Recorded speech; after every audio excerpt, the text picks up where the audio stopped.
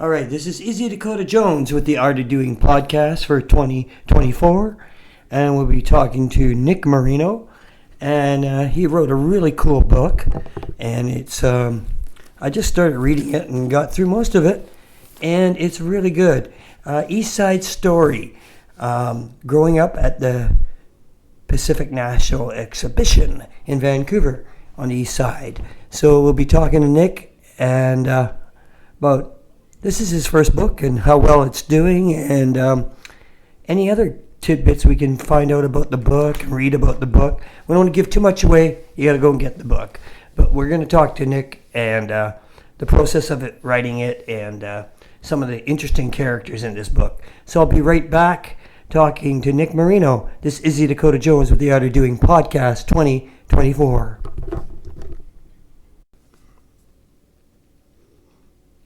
Hey, John. How you doing, Nick? Good, how are you? Not too bad, not too bad. Hanging in there. You feeling better? A little better, yeah, not too bad. Still not. Yeah, I still feel a little sick. I know. My guitar player, she goes to Arizona for some time in the year, right? And she was just down there, and she just got back, and she was sick for like 6 weeks with it. Yeah. She was really I sick. went to the doctor. She ended up having to go to the doctor because her blood pressure went through the roof, and all kinds of stuff went wrong, right? Yeah.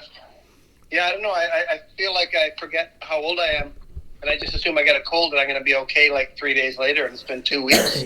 Yeah. It doesn't. I talked to a doctor the other day at the hospital. And they're calling it COVID cough. Okay, yeah, I've got this. I will try to not do it, but I've got this weird dry cough that comes up every now and then. That's what I got. I got that too. Yeah. Yeah, I got that happening. But it's getting bad. We want to do this thing? What's the name of your podcast, Joe? I forgot. I didn't. It's called The Art of Doing. The Art of Doing. That's a good title. Yeah. Thanks. Yeah. So let's rock this thing. All right. How long have you been doing this? Oh, about 4 years. Oh, really? Yeah. I got lots of people. All kinds of people from all over the planet, everywhere. Yeah. Lots of musicians? A lot of musicians, yeah. Movie actors, film Nice. people behind the sets. Yeah, people That's like cool. that. Yeah. All right. I've got I got some tea here. I'm ready to go. All I'm right. gonna take Okay. a coffee candy right now as well. Just to, Okay. We're both gonna hack our way through this. yeah. Okay. Hi, Nick. How you doing? I came out to check out your book reading over at Iron there, and Iron Dog Studio. What is the name of the bookstore again over there? I keep forgetting. Iron Dog. Yeah, Iron Dog. That's right. Yeah. You know what I found that was very interesting that I talked to your cousin Ed about. I went out for lunch a few days later with Ed, and what I found real interesting was you really got quite the sense of humor. I mean, your family all has that, but Yeah. I found that the first thing that made me like really stand and take notice was how funny you actually are. Like you're really good at delivering, like the humor and stuff, right? Well, I feel, thank you, first of all. I feel like all of that is from the Perovich family. Just sitting there watching, like I took it in for years. I never really tried to be funny so much when I was down there because there was enough funny people there already. But I feel like I learned from them, just timing and all of that kind of stuff that my aunt and my cousins all have so much. But like, it was. I mean, I love, like I was saying to my publisher, I was talking to the publisher yesterday, and I was like, any more opportunities you can get me to speak. Like, I actually like the speaking part more than the writing. Like, I like the writing part, but while I was writing it, I was like, okay, great. Then when this gets done, I'm going to get out there and be able to talk in front of crowds because, I've done some stand-up in that before, and the feeling of making a crowd laugh is great. Oh, yeah. I think you like the live reaction, right? Yeah, for sure. It's like you like being in a band, right? Like it's one thing jamming with your friends, but when you're playing in front of a crowd and you see they're all into it, it's just a little bit more rewarding. Yeah, exactly. Yeah, it is. Yeah. Yeah. So I'm going to go. I'm not going to try to. I don't want to reveal too much in the book because I want people to go out and buy it. But this book kind of hits home. This book kind of hits home with me since I live so close to the P&E. Yeah. I also grew up at the P&E, so I used to park cars at the P&E, not at the P&E, but in the church across the street when I was a little kid, and that's how I made my money to go down to the P&E. Yeah. Used to be parking. So, would you park them at the church? But the church didn't make any money. You just made the money. No, the church made the money. Oh, okay. And then I get a percentage, right? Oh yeah. And then back then it was parking 35 cents. Yeah. Oh yeah. But I always thought that like a photographer, a great, I think a thing for a photographer to do would be to just go down and just take pictures of all those old Chinese and Italian women that are like holding their parking signs and their mismatched clothes and everything. I just think it would be such a Vancouver thing to see an actual like really well done photographic display of all those people out there selling it. Yeah, it was amazing. So I was looking at the last summer, the beginning. Yeah. And I was noticing that you worked at. When did you start again at the P&E yourself? I started in 1980 when I was 12, just going on 13. Yeah. Yeah, and then you first started with the balloons, if I'm right, the famous balloons. Yeah. I was. It was a variation on just throw and pop the balloon because you had to pop 3 in a row, make tic-tac-toe, and then you'd win a record. So that made our stand particularly fun for me because it was like all teenagers playing at it, right? And being like a 12, almost just about to go into high school, all I wanted to do was see teenage girls, and there'd be girls there all the time. So it was perfect, Yeah. That's funny. Yeah. So, because you were saying, and I always wondered that too, the darts, are they sharp? Were they sharp or were they not? Well, the thing is, I say in the book, they were sharp enough to pierce my skin because my boss got mad at me and threw a dart at me, and I put up my arm to block it, and it went in my arm. So they were that sharp. Yeah. But I'm sure that once in a while there'd be guys that would show up with their own personal darts. They take a little case and take their darts out, and they'd want to throw their own darts from home, but we weren't allowed to let them do that. But to me, it always seemed like such nerds. Showing up with their own darts so they can win a prize at the P&E. That's wild. Yeah. That's really wild. Wow. Well, and then of course, in that's where you met Red, I guess, right? Yeah. Well, no, I didn't meet him then, but I would see him. He was sort of like, so Red was the guy that worked at the arcade. He was a bouncer at the arcade, and he was sort of famous in my mind. He was the most well-known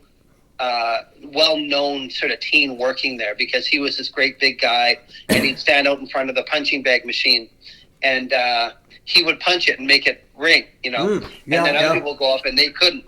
And then he said he'd sometimes even do it. He'd make it ring with his head sometimes. Wow. But he said it came down to like it was actually it wasn't actually all about power. It was a certain place and way to hit it that you can make it go off.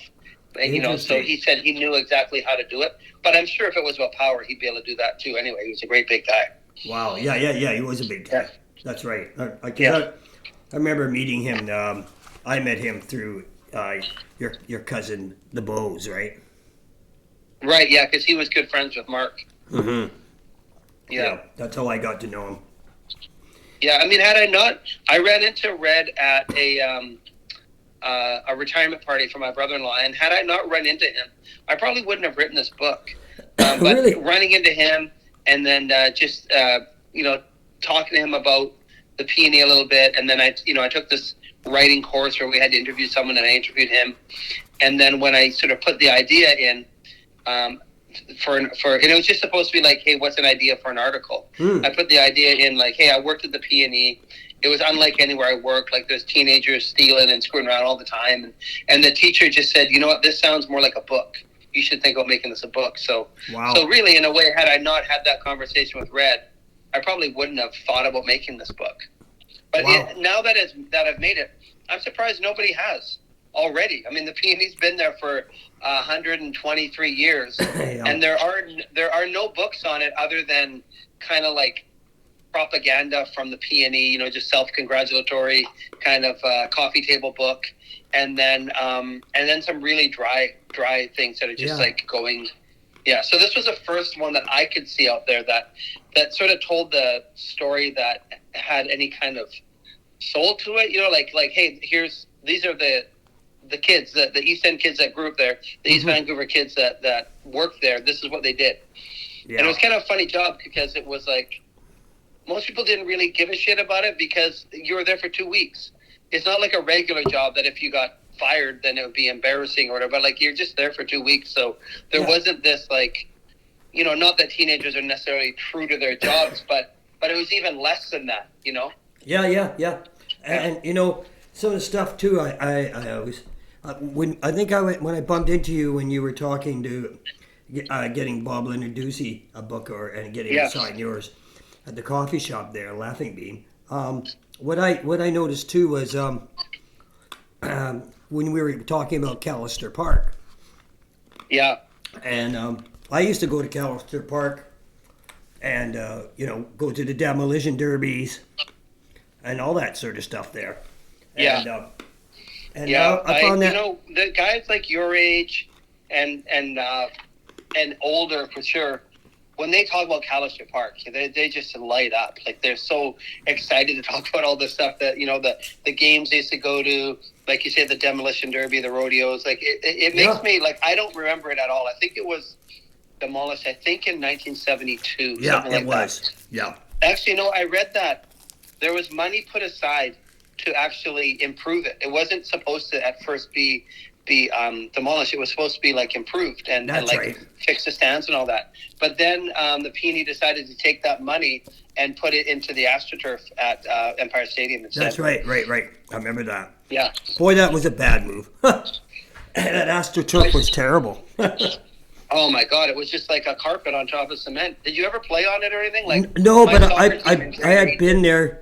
You know, I used to go to a lot of Lions games when I was a kid, and I went to some Whitecap games, and I would get out on the field sometimes, right, and talk to the players afterwards, and it was just like it was warped too, like the way they laid it out, so the water would run off it, you know.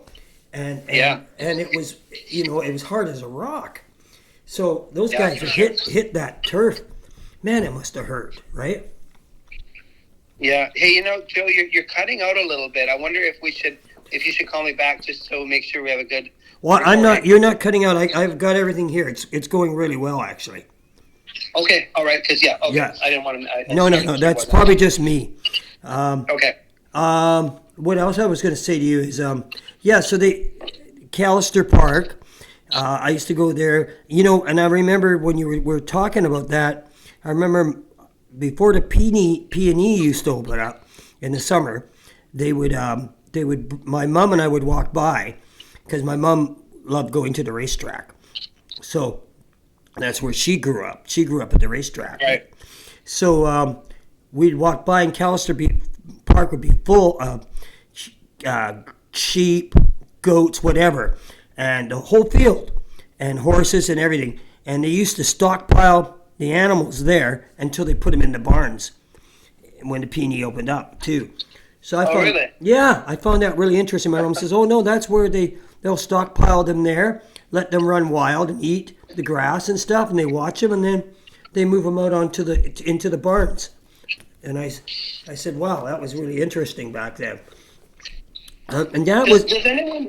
You live by there still. Does anyone ever use that park for anything?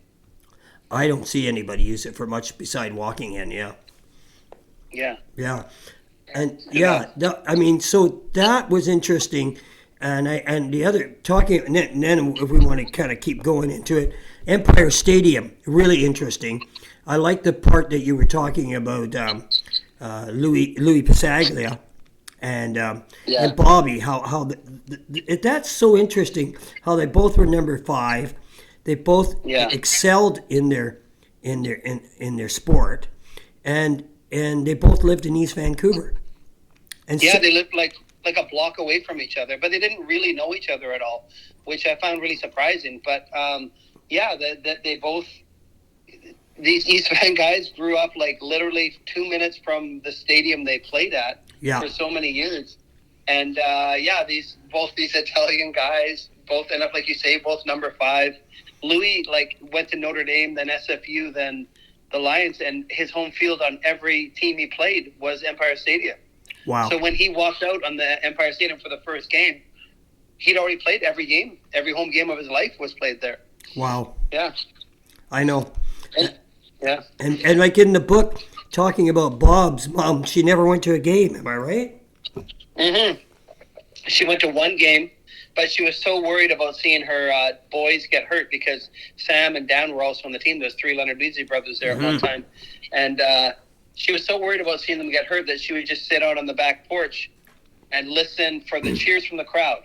And if she heard enough cheers, she would, kind of sort of decide whether or not they won. And then also what I found really funny was I really idolized these guys. I looked up to the Leonard Izzies as a little kid, 10, 11, 12 years old.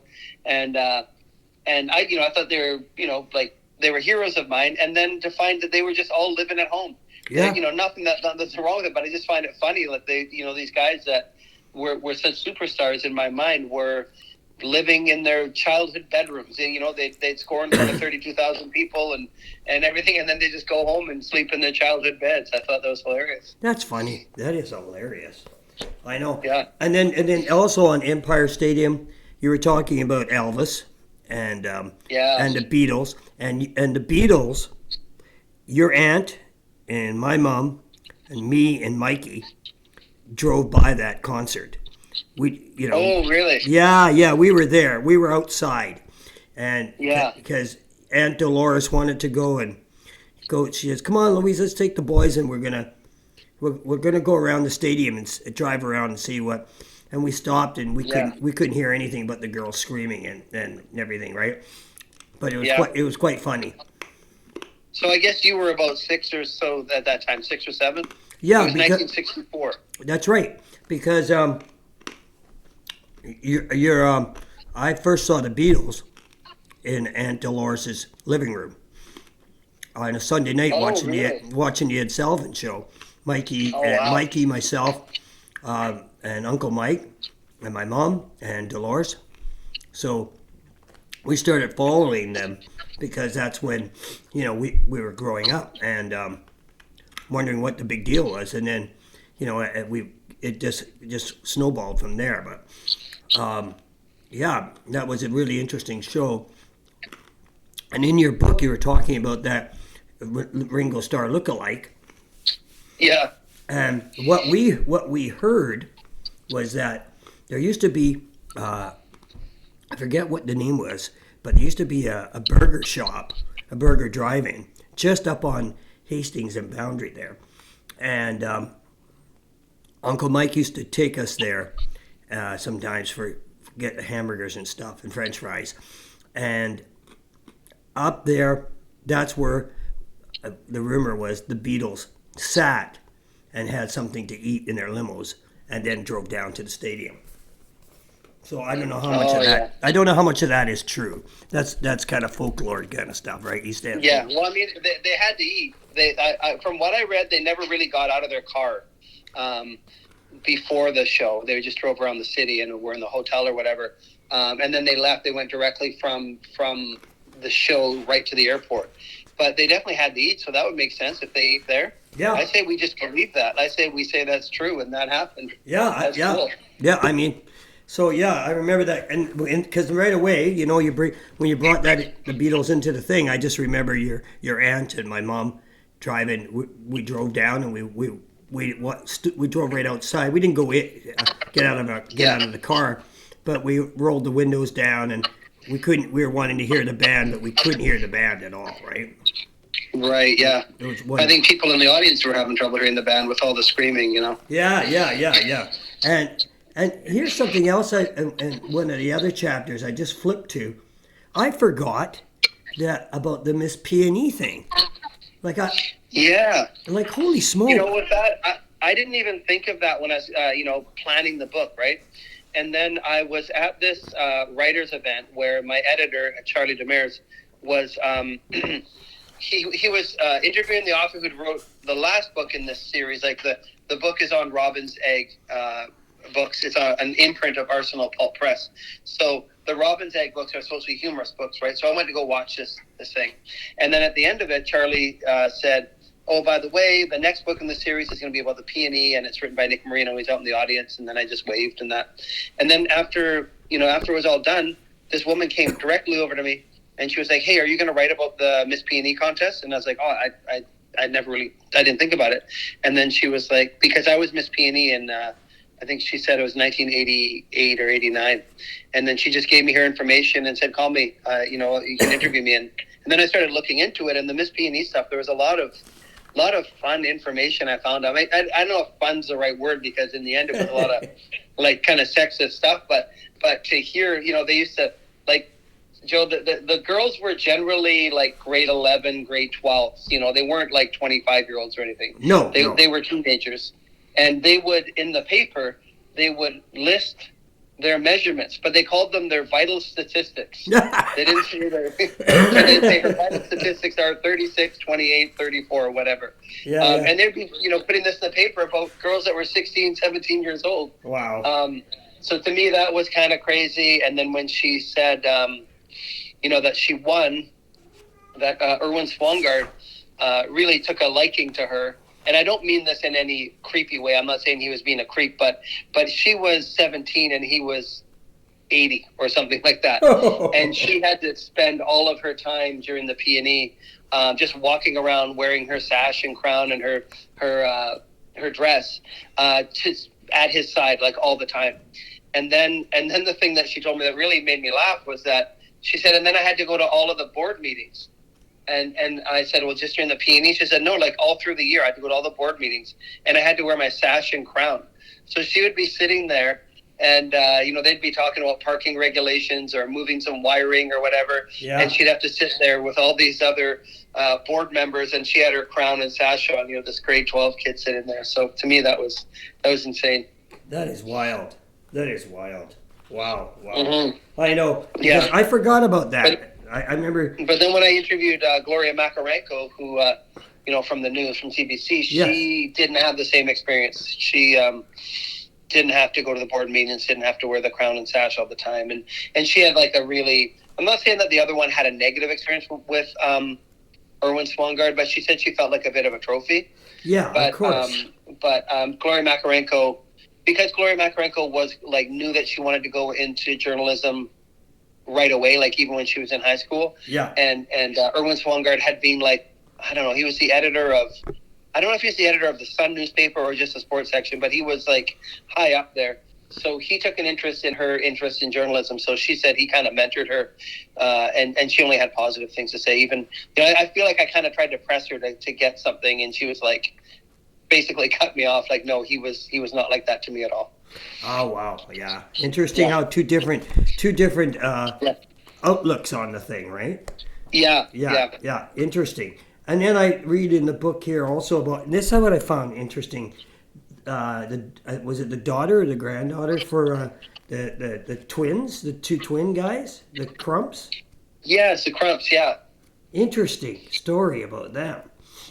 Yeah, and so the reading that you came to, that was the first time I'd met her. So it was like really great that she had shown up. So just for the people listening, the story of the Crumps is that they were a couple of Black Canadians they were probably born in late 30s, probably like 1938 or 39, I think they were born. And they ended up, like, the reason I included them in the book is because they were performers at the P&E. Yeah. They would perform as dancers, they would perform as singers. But they started out between boxing matches. They would like boxing matches at the Forum or the Gardens. I'm not sure where the I think it was at the Gardens. Yeah. They would go up in between rounds, and they would be like 6, 7, 8 years old, and they would just in between rounds, these two twins, identical twins, would jump in and punch the shit out of each other, and one of them would agree to take a dive, and then they would act like they're knocked out, and the people would clap and laugh and throw change into the ring, and the kids would pick up the change and run out, and that'd be their pay for the night. So wow. So they and then that, their dad was a dancer, so he taught them some dance moves, and they ended up in the Stars of Harlem show, even though they were from Vancouver. That's just the way it was then. And when I interviewed Ronnie Crump, I didn't realize this, like I guess they were performing there in the 50s.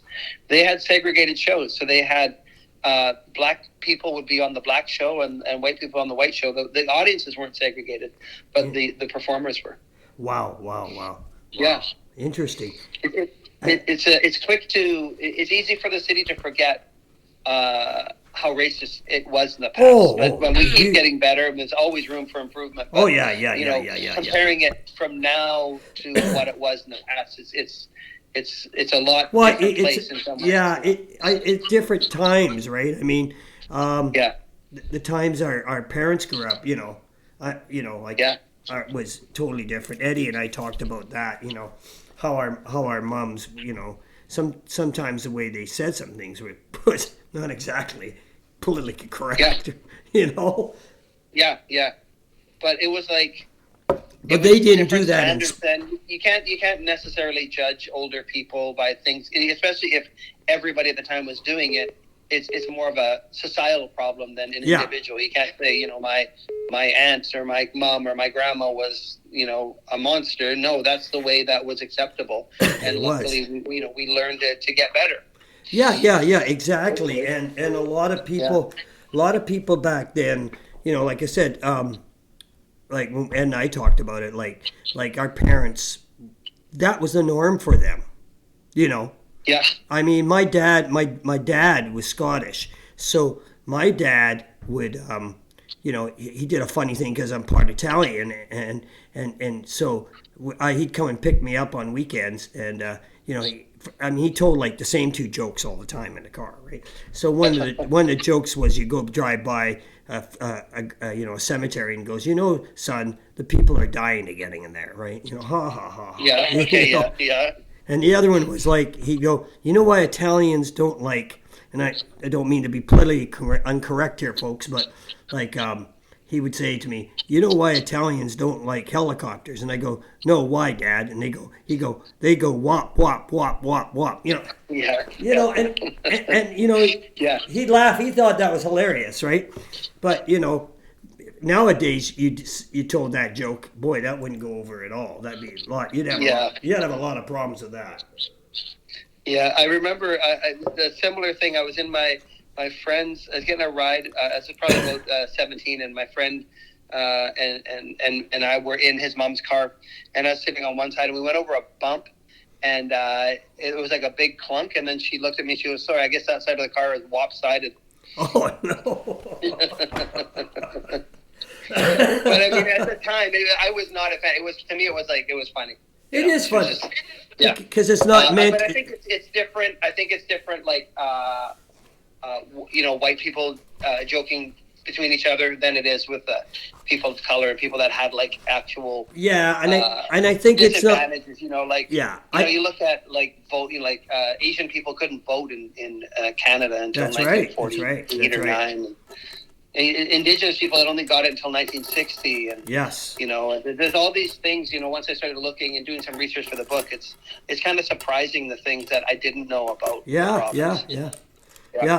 There was a lot of that. And here's another topic on chapter 9.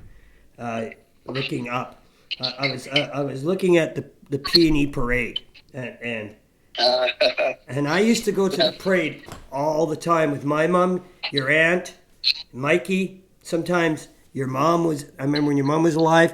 Your mom and I. Yes. We all go down to my mom's club, and we'd park ourselves right in front of the club, like on the side there, and so my mom could go to the kitchen, and if your grandpa Tony was cooking, and he used to work for my mom there for a while, and he would cook food for us, and then we would stay watch the parade, right? Yeah. I love that parade. Yeah. I love that parade as a kid. See, I never liked parades. I don't know why. I was always a little bit bored in them. But I think if I had been sitting in front of my mom's club with someone cooking for me, it'd be different. But yeah, my sister loves that kind of stuff, and we would go. And I write about it a little bit in the book, like how she loved it, and I would just be like, felt like I'd be getting dragged to those things. It always felt like a show that didn't start yet. You know, it all felt like the scariest thing on those. The scariest things on those, Nick, was the police motorcycles, and the Seattle police.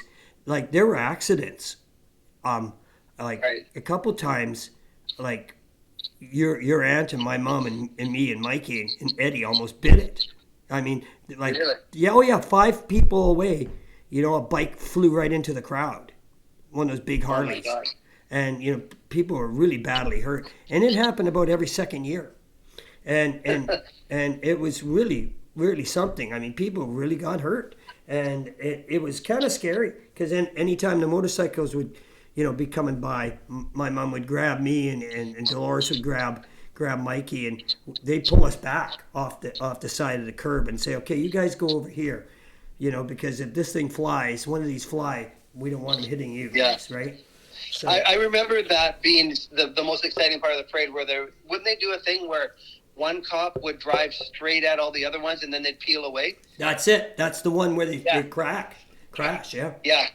Yeah, that was the most exciting part of the parade. Because it was really fast. They would go really fast. Yeah.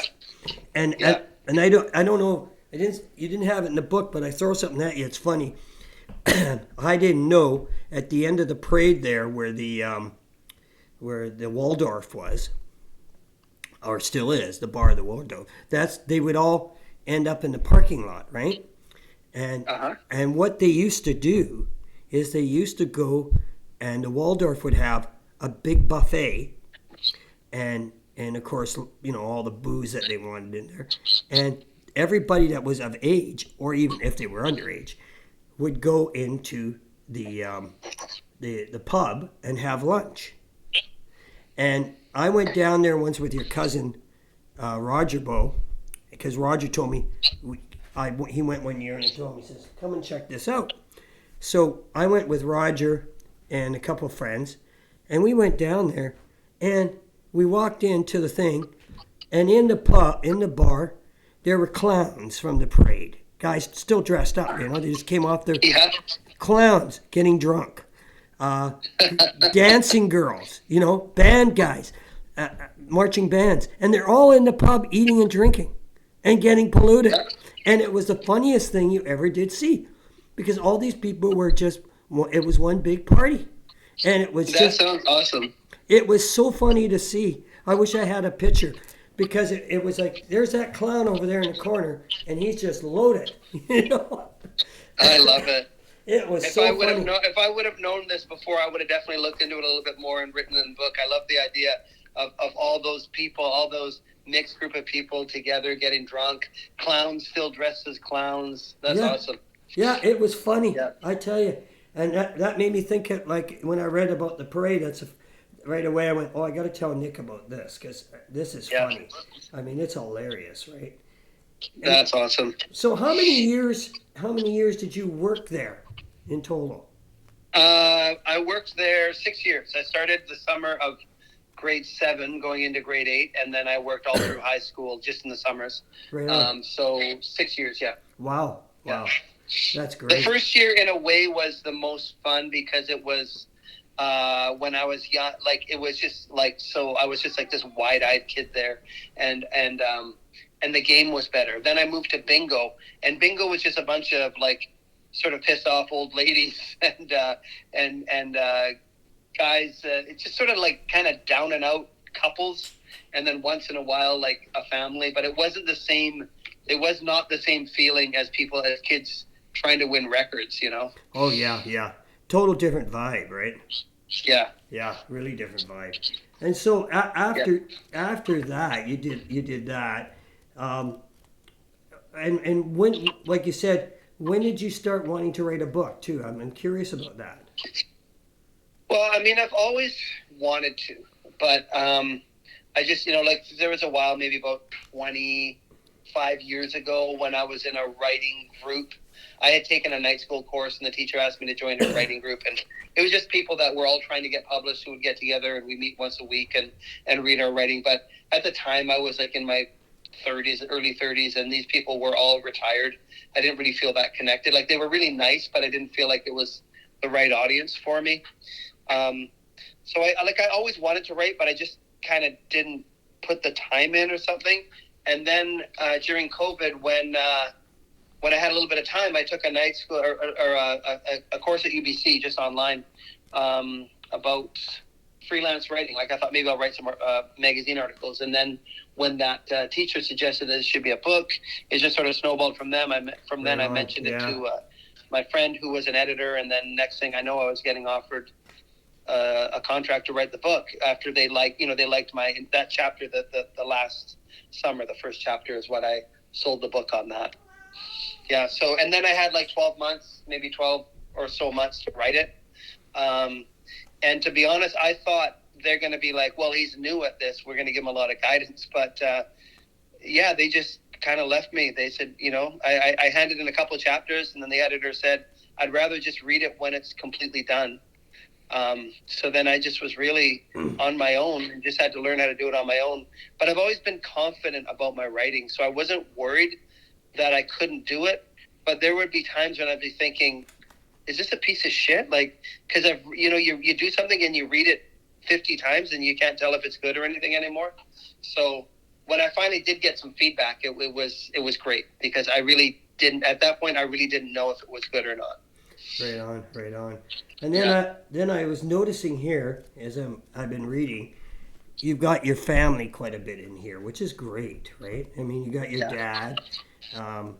I love your dad. Your dad's such a great guy. I really do love your dad. And you got your grandma Stella. Like, wow. I mean, she was such a great lady, right? And I was reading about her and all that stuff, right? It was very interesting, really interesting. And then I was noticing, and your mom too, and everything, which was great. So I guess I hear that you might be writing another book soon too, right? Yeah. So like, with including my family in this, at first I thought, well, it's not really P&E stories with them, but I was able to sort of stretch some of the stories, like find some P&E connections with them. But I thought, really this is a memoir of me growing up. Yeah. And, my mom, died when I was 13. That's right. And then I felt like my Aunt Dolores and my grandma and my cousins, Paula, Ed, and Mike, they all sort of were so much there for me. I felt like that it was a really important part of my teen years was my relationship with them, as well as my relationship with my dad, my brother and sister, of course.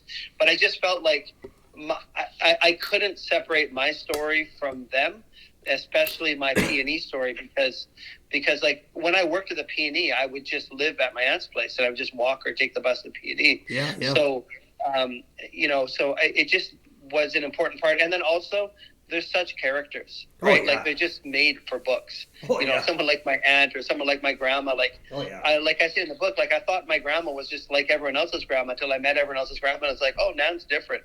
Like, she's fun and crazy, and she's got something to say all the time. And she's, I always looked at it like she's just an East Van girl who happens to be 85. Yeah. But she's still just an East Van girl, Mm-hmm. So, so I really felt like I had to include them.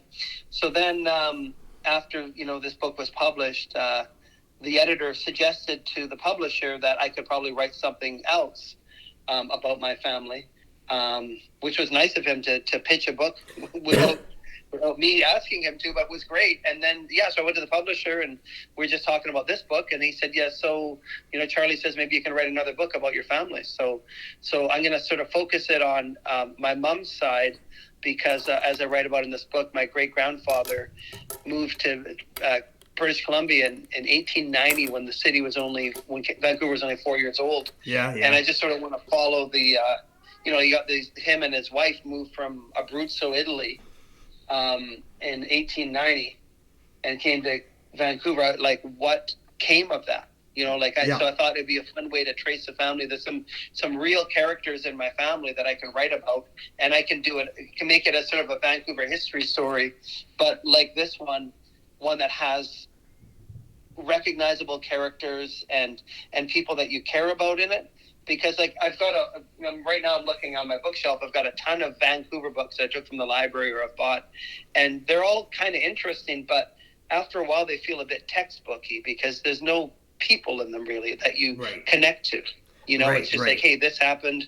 Oh, hey, this happened here. But I want to write about people that I know, or I know my grandma knew and my aunt knew, people that I've heard about, even if I don't know them that well. I want it to feel like the audience can connect to it, because that's the kind of book I like to read. Yeah.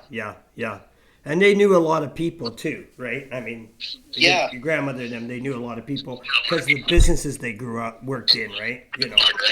Yeah. They were people. Yeah, and then now I'm like meeting some second cousins who, like, I've lived in the city my whole life, and so have they, and I've never met them. Yeah. Which is crazy to me. So that'll be part of it as well, just sort of those meetings and hopefully, if anything, I make some new connections with family that's already here, right? So yes. So I'm looking forward to that. Yeah, that'll be. And we should talk about the connection of you and me in this book, in the way that when my great-grandfather was murdered, it was your grandfather who got the confession out of the guy who did it. Yeah. Well, my grandpa, he was quite the detective too. And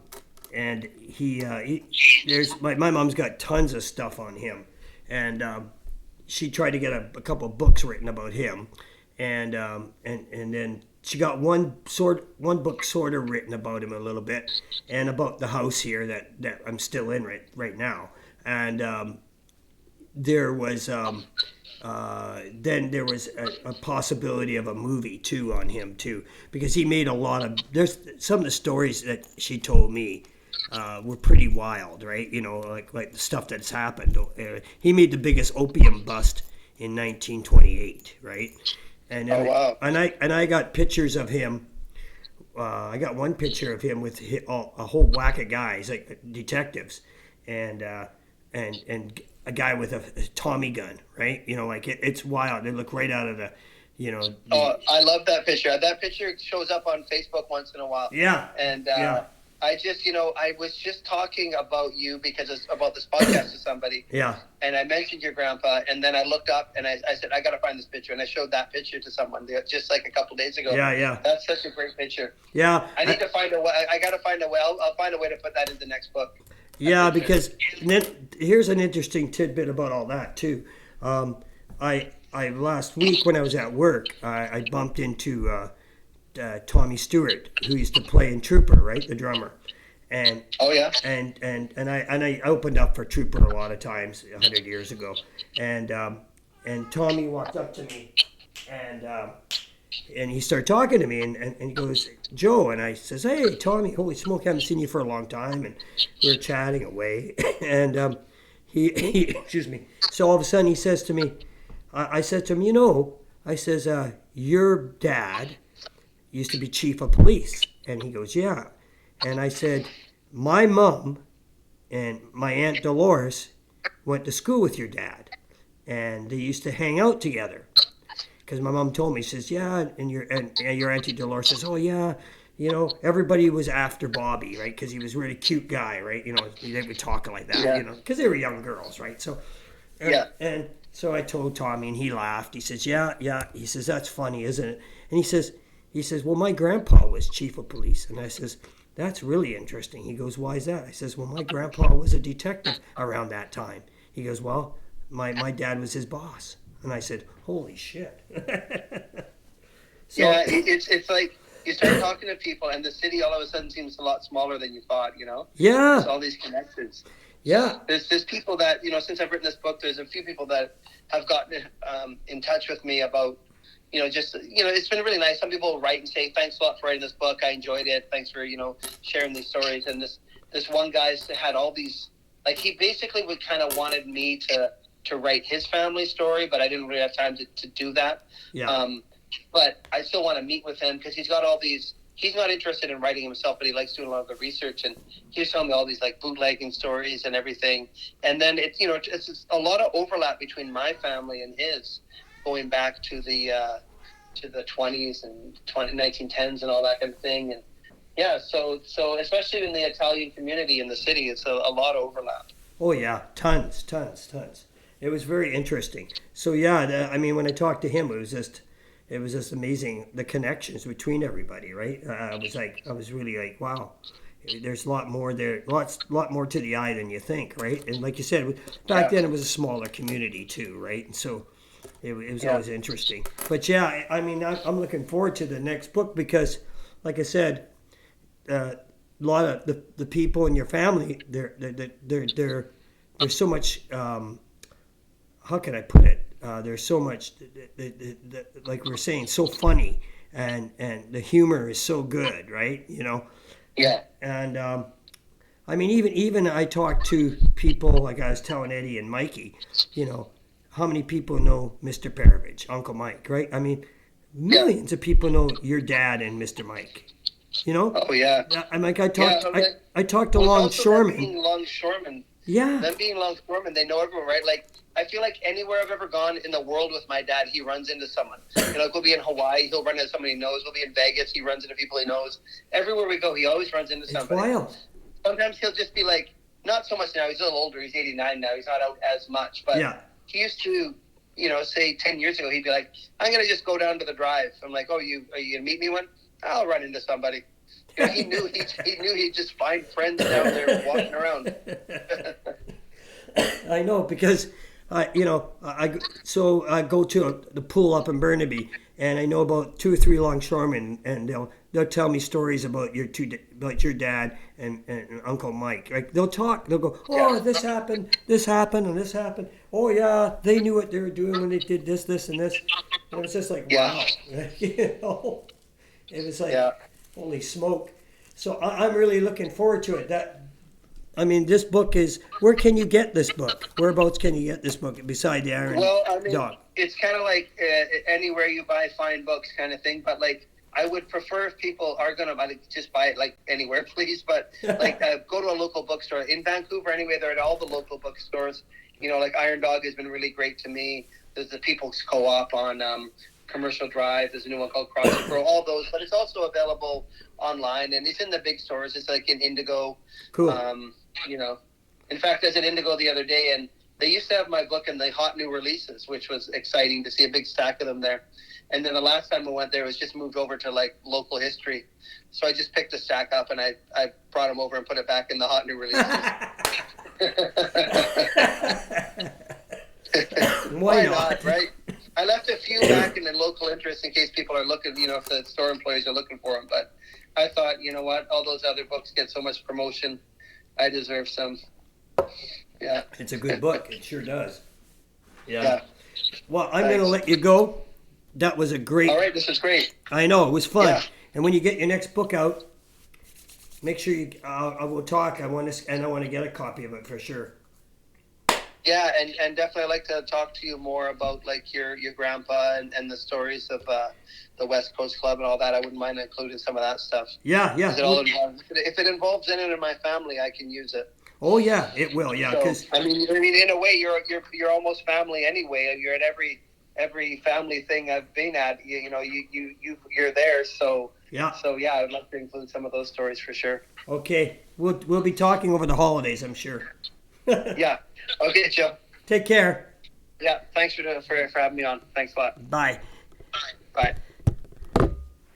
And that was Nick Marino. And what an interesting book. You got to check it out. Once again, excuse my voice, it's a little shot.